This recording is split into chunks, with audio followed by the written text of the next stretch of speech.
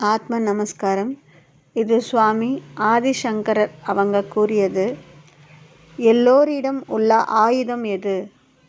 பகுத்தறிவு தாங்க அந்த ஆயுதம். இது எல்லார்கிட்டேயும் இருக்குது.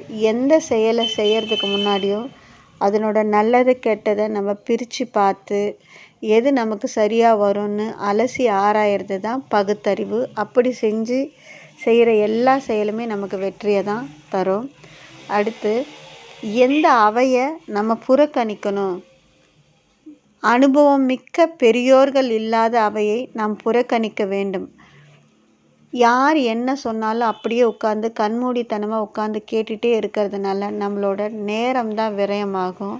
சொல்கிறவங்க யார், என்ன சொல்கிறாங்கன்னு நம்ம அலசி ஆராய்ஞ்சு அதில் பயணிச்சோம்னா நிச்சயம் நமக்கு ஒரு நல்ல ரிசல்ட்டை நமக்கு எடுக்க முடியும். அதனால தான் அனுபவம் மிக்க பெரியோர்கள் இல்லாத அவையை புறக்கணிக்கணும்னு சொல்கிறாங்க.